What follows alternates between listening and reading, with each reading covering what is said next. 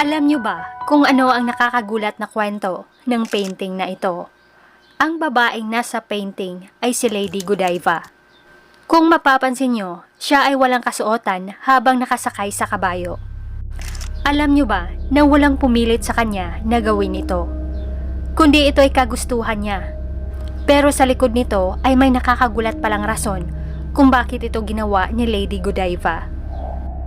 Isang araw noong 13th century sa Coventry, ang asawa ni Lady Godiva na si Leofric, Earl of Mercia, ay pinataasan ng pinataasan ang tax ng kanilang nasasakupan at nagresulta ito na mas lalo lang naghirap ang mga mamamayan dahil hindi na sapat ang matitira sa kinikita nila dahil nga sa malaki na ang tax.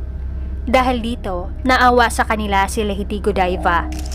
Ilang beses siyang nagmakawa at nag-appeal sa kanyang asawa na babaan na sana ang tax ng kanilang nasasakupan. Kaso, paulit-ulit lang siyang tinanggihan ng kanyang asawa. Ngunit hindi pa rin sumuko si Lady Godiva. Maraming beses na siyang nagmakawa. Hanggang kalaunan nga ay napansin na ang kanyang kahilingan. Pero ayon ng kanyang asawa, tutuparin lang daw niya ang kahilingan ni Lady Godiva na may kapalit. At ito ay kung sasakay lang daw si Lady Godiva sa isang kabayo na walang kasuotan habang ipinaparada sa kalye ng kanilang bayan. At sumang-ayon nga si Lady Godiva para sa ikabubuti ng kanyang bayan. Pero bago ito ay naglabas muna siya ng proclamation na sa araw na ipaparada na siya sa labas ay kinakailangan na walang kahit sino mang tao ang nasa labas at isasara ang lahat na pintuan at bintana ng bahay. Sa madaling salita nito ay walang maninilip kahit sino man sa oras na ipaparada na siya sa labas.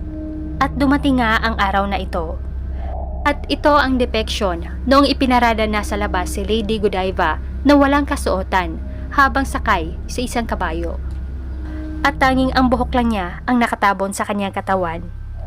At pagkatapos nito ay tinupad na rin ng asawa ang kahilingan ni Lady Godiva para sa kanyang bayan. Dahil sa nakakabilib niyang ginawa, ay nakilala siya sa kasaysayan ng England.